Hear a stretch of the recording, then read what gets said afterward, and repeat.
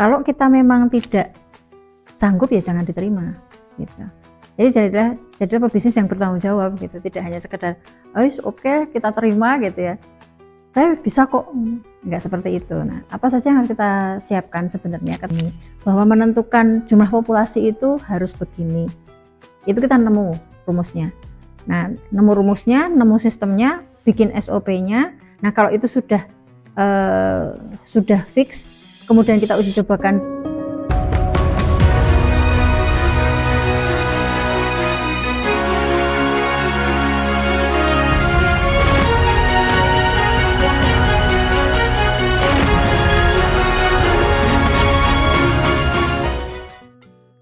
Baik, assalamualaikum warahmatullahi wabarakatuh. Kembali lagi bersama podcast Sinatria Farm. Hari ini masih bersama saya dan Ibu Vida Krisna Dewi, yang mana pada hari ini kita akan membahas mengenai investasi. Jadi masih selaras dengan tema kemarin, yakni mengenai investasi. Jika kemarin adalah sudut pandang kita yang mau invest, sekarang adalah sudut pandang kita sebagai peternak dalam menerima investasi. Nah, kira-kira seperti apa yang harus kita lakukan dan apa saja sih sebenarnya yang harus kita siapkan dalam peternakan kita ketika kita sudah mau menggait investor. Yang nanti akan kita bahas bersama Ibu Vita bagaimana tips dan bagaimana yang seharusnya kita lakukan seperti itu. Baik, selamat pagi Bu Vita, apa kabarnya hari ini? Selamat pagi Bara, alhamdulillah sehat. Ya, alhamdulillah. Nah, untuk hari ini kita akan membahas investasi lagi. Jadi tema ini tidak jauh-jauh dari tema kemarin, karena memang di era modern ini kan peternakan semakin berkembang dan banyak orang yang aware terkait hal itu dan ingin berinvestasi di sektor peternakan. Nah, sebagai pelaku peternakan kan kita akan banyak menerima tawaran-tawaran semacam itu. Nah, kira-kira apa saja sih yang harus kita siapkan itu? Bahwa kita langsung oke, kita terima, kita eksekusi, atau kita ada beberapa hal yang harus dipertimbangkan seperti itu. Nah, untuk yang pertama ini kan secara umum, bahkan di seluruh Indonesia itu kan peternakan mayoritas masih dihuni oleh peternakan rakyat, ataupun peternakan modern pun juga kadang modern hanya kandangnya saja, tapi secara sistem masih belum seperti itu. Nah, kira-kira apa saja Bu yang perlu kita rubah, kita perbaiki ketika kita sudah mau menerima dana investasi? Ya, oke. Saya tertarik dengan statement Bara tadi ya.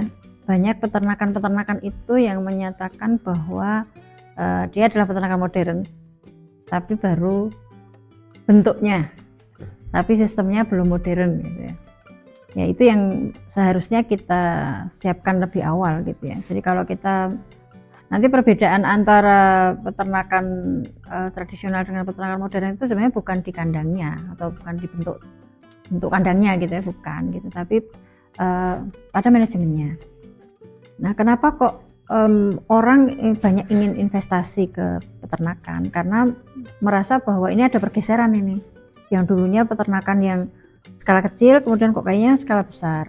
Nah, kalau kemarin kita sudah memberikan rambu-rambu ke calon investor, jadi jangan hanya melihat ukuran kandangnya yang begitu besar, isinya yang begitu banyak. Nah, sekarang kita dari sisi peternak juga jangan terburu-buru juga untuk menerima investasi kalau memang kita belum siap. Jadi kesiapan itu bukan hanya sekedar berapa jumlah ternak yang sudah kita miliki saat ini, yang bisa kita pamerkan pada banyak orang, enggak gitu. Tapi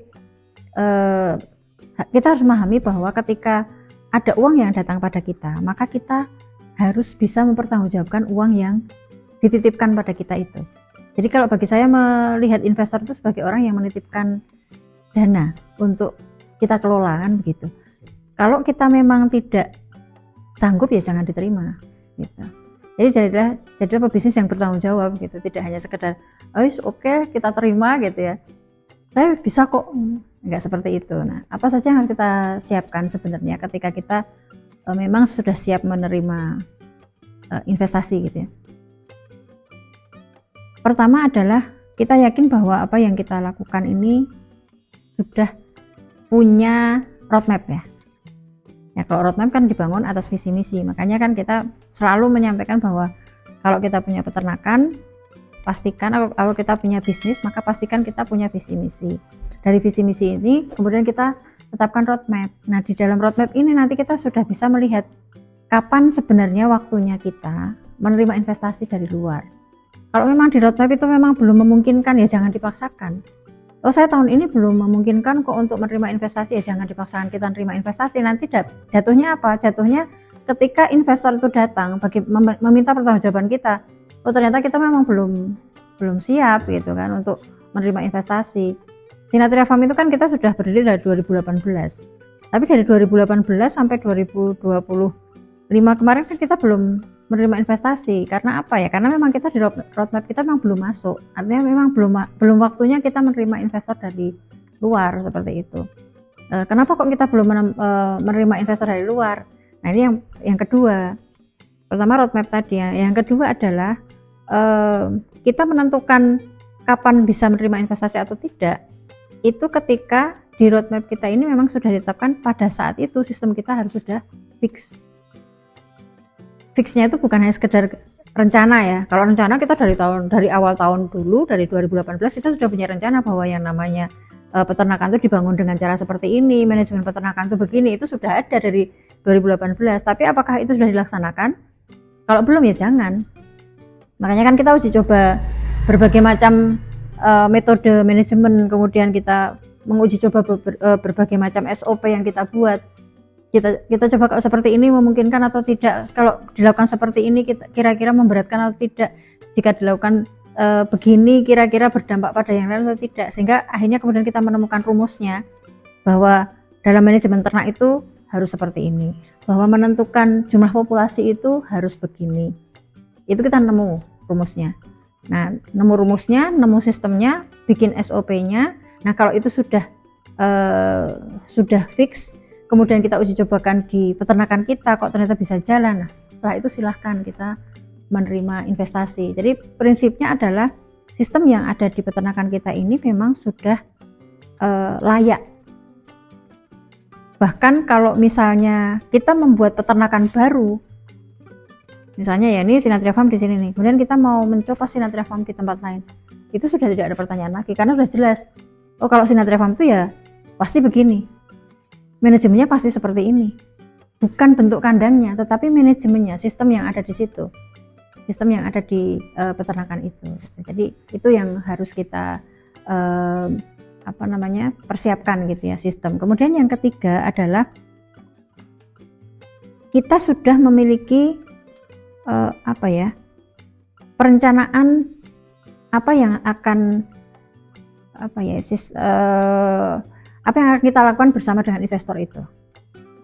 Apakah investor ini nanti dia fungsinya hanya pemodal, penambah modal, atau dia ikut terlibat dalam pengambilan kebijakan. Contoh misalnya begini, Sinatria Farm membuat Sinatria Food, kita membuat mini industri untuk daging frozen, mini industri terkait masalah bakso domba gitu. Investor ini fungsinya apa? Dia hanya saya ngasih dana, berjalannya mini factory ini apakah dikerjakan sendiri atau oleh Sinatria Farm atau dia mau bekerja sama dengan pihak lain lagi, itu sudah bukan urusan saya. Kan ada tipikal investor yang seperti itu. Atau investornya mengatakan bahwa saya memberikan invest seperti ini, tapi Sinatria Farm harus bekerja sama dengan perusahaan X, Y, atau Z misalnya. Nah, ini harus kita sudah menyiapkan plan A, plan B, plan C-nya. Kita sudah punya draft kerjasama. Misalnya kita menawarkan, misalnya kalau ada investor datang, maka opsinya apa? Bahwa kalau ada investor datang, kita hanya menerima yang pemodal uang saja. Atau saya punya ide nih, pengen bikin industri seperti ini, tapi saya selain nggak punya uang, saya juga nggak punya kerjasama dengan pihak lain yang memungkinkan supaya budgetnya bisa kita minimalkan. Jadi misalnya kayak kita membuat bakso misalnya, untuk bikin seperangkat alat pembuatan bakso yang sesuai standar BPOM kan membutuhkan dana puluhan juta gitu kan, dan bangunan gitu ya. Nah ini karena daripada kita kayak gini, kita gimana kalau kita kerjasama dengan pihak lain misalnya. Yang misalnya kerjasama dengan pihak lain itu misalnya ada yang dia sudah punya izin BPOM, tetapi dia pengen mengalihkan usahanya misalnya dan sebagainya gitu ya. Nah dia kemudian saya bisa menyewakan, tapi sistemnya begini. Nah, itu kan berarti kan itu kerjasama dengan pihak lain lagi. Itu contohnya ya. Jadi kita sudah punya perencanaan kalau misalnya ada investor datang, itu investor ini ngapain. Itu yang ketiga ya. Jadi hal seperti ini tadi ya, yang harus kita siapkan. Kita jelas visinya, roadmap-nya mau seperti apa. Pada saat kapan kita menerima investasi. Kemudian yang kedua adalah sistem kita memang sudah berjalan dan siap untuk duplikasi, replikasi ataupun di-upgrade. Nah, kemudian yang ketiga kita sudah menyiapkan bentuk kerjasama kita dengan investor. Ya, jadi memang harus benar-benar satu seperangkat dari A sampai Z itu kita harus siapkan dan berbenah tentunya. Nah, tentunya kan di peternakan kan kita juga sudah menjalani. Memang kan mungkin ada beberapa yang masih miss, ada beberapa yang masih belum sempurna, harus kita sempurnakan. Karena memang ada pertanggungjawaban lain dari diri kita. Nah, selanjutnya tadi kan Ibu Vita menjelaskan mengenai kita harus memilih investor yang seperti apa. Jadi investor yang hanya modal uang atau yang mengambil kebijakan atau ikut menentukan keputusan. Nah, kalau menurut Ibu Vita sendiri tips untuk memilih investor itu seperti apa agar kita dalam berjalannya kerjasama ini bisa saling menguntungkan dan tentunya juga berhubungan baik seperti itu. Yang pertama tentunya adalah sesuai dengan kebutuhan kita ya. Investornya harus sesuai dengan kebutuhan kita. Sekarang kita kebutuhannya dana kok ya, kita cari ada investor yang bisa memberikan dana. Atau saya tidak hanya membutuhkan dana nih, tapi saya membutuhkan yang lain. Saya butuhkan investor yang berkaitan dengan lokasi misalnya. Karena untuk sewa tempat itu kita belum punya, tapi ada orang yang kayaknya ada lahan yang itu punya seseorang misalnya kayak gitu. Kemudian kita mau kerjasama dengan dia itu misalnya gitu. Jadi sesuai dengan kebutuhan itu yang pertama. Kemudian yang kedua, walaupun dia sesuai kebutuhan, tapi kalau tidak satu visi dengan kita, itu juga nanti akan repot di kemudian hari. Sehingga yang kedua, tips yang kedua ketika kita milih investor adalah orang yang dia memahami atau dia visinya sama dengan kita atau minimal dia memahami apa yang menjadi visi kita. Oh, Sinatria Farm ini tidak hanya sekedar industri, tetapi dia juga ada dominan di peran pemberdayaan masyarakat. Kan uniknya Sinatria di situ. Kita tidak murni 100% industri, tetapi ada bagian yang memang CSR ini memegang peranan yang cukup besar di Sinatria. Makanya kan ada orang yang dulu sempat menanyakan kenapa Sinatria Farm tetap mempertahankan kelas gratis. Ya karena itu memang jati dirinya Sinatria kan gitu. Jati diri Sinatria itu dalam visi jangka panjangnya kita pengen membentuk atau mencetak peternak-peternak baru. Nah, peternak baru dengan cara apa? Dengan cara ini. Nah, ini juga harus dipahami gitu. Jadi jangan sampai si investor ini nanti kemudian mempertanyakan fungsi-fungsi pemberdayaan masyarakat kita, misalnya seperti itu. Kemudian dia juga terburu-buru bisa jadi misalnya ya. Kita punya visi yang akan kita raih misalnya di 2030. Tetapi dia pengennya si investor ini ya pokoknya 2028 atau 2029 harus sudah tercapai misalnya. Ini kan harusnya bisa begini, padahal kita sudah punya roadmap sendiri yang itu di situ sudah sesuai gitu ya. Kita semuanya tahapan-tahapannya sudah jelas gitu. Jadi ini yang perlu kita kita pilih ya. Jadi yang pertama tadi sesuai dengan kebutuhan kita. Apakah kebutuhan kita itu hanya sekedar dana atau mungkin ada fasilitas yang lain atau mungkin kerjasama yang lain atau mungkin bagi investor yang dia memiliki market misalnya kan. Nah itu kan juga ada sesuai dengan kebutuhan kita. Kita belum punya market nih, kalau ada investor yang dia juga punya jaringan market, kita mau misalnya gitu kan. Karena market ini nanti kaitannya pasti ada dengan bentuk produk kan. Bentuk produk yang ini kita siap atau tidak kan gitu. Terus kemudian yang kedua tadi ya sesuai dengan visi misi kita gitu. Jadi memang tidak semua investor kita terima karena memang itu akan menyangkut dengan keberlangsungan farm kita atau peternakan kita. Nah selanjutnya untuk ini kembali lagi ke owner ya. Nah owner ini biasanya kan ketika menerima dana investasi, oke lah dari awal mungkin sudah siap persiapannya dari sistem dan yang lain siap. Cuman psikologis owner ini yang kadang bermasalah itu ketika sudah menerima dana itu kesalahan apa yang sering dialami oleh owner itu sendiri? kesalahannya itu sebenarnya kalau terburu-buru. Jadi terburu-buru, terlalu over confidence juga ya. Jadi terlalu percaya diri bahwa saya bisa kok nanti memberikan ROI sekian misalnya seperti itu. Padahal ternyata dia nggak mengukur diri. Dia terlalu percaya diri bahwa dia sanggup, gitu. Dia tidak memperhitungkan hal-hal yang lain. Terus kemudian kalau terburu-buru tadi ya ada peluang dana ya ayo saya ambil, padahal kan dia belum siap gitu. Karena kadang-kadang mengukur kesiapan seseorang itu juga berbeda-beda. Ada orang yang merasa bahwa dirinya siap, padahal ternyata dia belum siap sama sekali. Makanya kan kemarin kenapa kita membuat podcast yang terkait panduan investor itu salah satunya adalah supaya tidak terjebak pada orang yang siap, padahal ternyata versi investor sebenarnya belum siap. Gitu. Ya siap itu benar-benar bisa diuji cobakan kesiapannya. Gitu. Bahkan misalnya nih pelaksanaan SOP di manajemen peternakannya sambil merem saja itu kiper bisa jadi sudah hafal misalnya seperti itu ya. Tapi kalau misalnya memang belum siap kan ketika kita datang misalnya kita nih investor nih, kita datang ke lokasi kemudian melihat kok peternakannya seperti ini misalnya. Ya berarti kan SOP-nya memang belum dilaksanakan dengan baik ya, seperti itu. Jadi kita kesiapan ini bukan hanya sekedar kesiapan versi kita, tapi memang sistem kita yang memang sudah siap seperti itu. Jadi terburu-buru tadi ya, psikologisnya peternak yang terburu-buru untuk membuka investasi padahal sebenarnya dia tidak ada kesiapan. Terus yang ketiga itu biasanya karena melihat atau perhitungan di atas kertas itu semakin tinggi produksi maka semakin mudah kita mendapatkan akses pasar. Itu biasanya salah satu penyakitnya di produksi seperti itu ya. Jadi kalau barang kita banyak maka kita lebih mudah menjual. Padahal faktanya nggak seperti itu. Faktanya kalau barang kita memang tidak sesuai dengan spesifikasi market juga nggak mungkin akan terjual. Makanya sebelum kita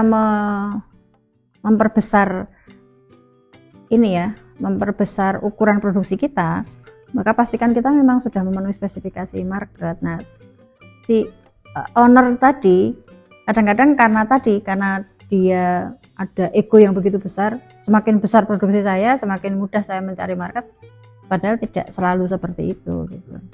Dan besarnya itu sebesar apa? Kalau cuma sekedar 500 ekor dalam domba itu masih belum besar. Ternyata kalau misalnya 1000 oke lah, itu masih lebih memungkinkan kita masuk di industri-industri misalnya kuliner yang kelas menengah, itu masih memungkinkan ya kapasitas 1000. Tapi kalau kita jumlahnya cuma 500 ya paling masuknya di segmen yang kecil. Nah kalau kecil kan gimana kita mau ngambil investor, mau berapa ROI yang akan kita bagi nantinya gitu. Itu kan memang ya harus disiapkan juga ya, selain dari sistem terus manajemen kandang juga psikologis itu tadi. Soalnya kan memang banyak investor itu yang menerima dana investasi ini sebagai uang kaget. Jadi ketika uang masuk banyak bingung belanja ini, tapi melupakan hal yang lain ketika harus nanti mempertanggungjawabkan dana yang masuk itu. Nah, untuk pertanyaan terakhir Bu, ini ketika kita sudah menjalankan peternakan, kita sudah menjalankan semuanya dengan baik, nah itu kira-kira kapan kita sebagai peternak itu siap untuk menggandeng investor? Terus asal sesuai roadmap aja. Yang jelas sistem kita sudah siap, semua perangkatnya ya. Jadi sistem itu tidak hanya sekedar sistem manajemen di kandang ya, seluruhnya. Dalam industri itu kan ya ada administrasi, keuangan, logistik, kemudian selain di luar produksi ya, itu kan semuanya juga harus siap. Kalau itu belum siap, produksi siap, tapi ternyata di pendataan misalnya, pendataan aset, kemudian pendataan manajemen stoknya, ternyata kita masih keteteran kan ya repot juga. Sehingga yang dimaksud dengan sistem itu sistem keseluruhan, sistem dari industri kita ini memang sudah siap. Sehingga ketika investor datang, kita memaparkan data juga pede gitu ya, karena memang real kan, datanya bukan data hanya di atas kertas. Kalau kita belum siap kan masih datanya cuma data di atas kertas. Contoh misalnya, berapa sih penambahan bobot badan ideal kalau dengan pakan model Sinatria?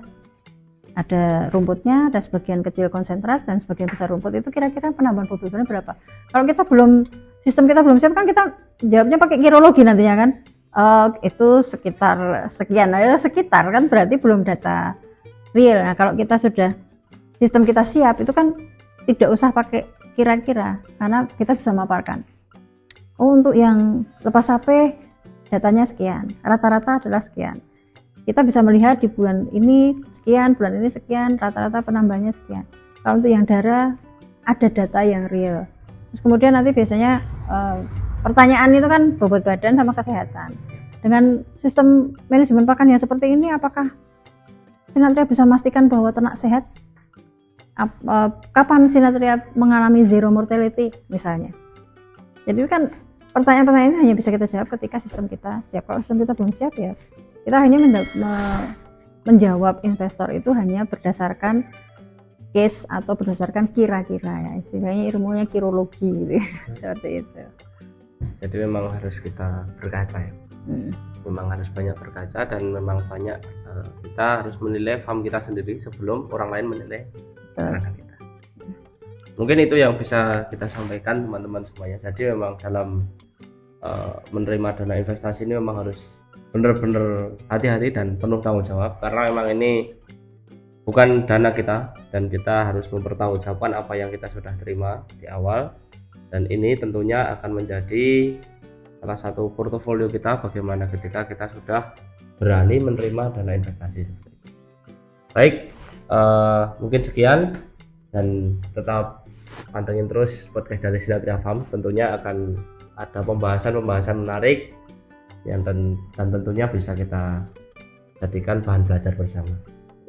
Jadi sekian, assalamualaikum warahmatullahi wabarakatuh. Waalaikumsalam warahmatullahi wabarakatuh.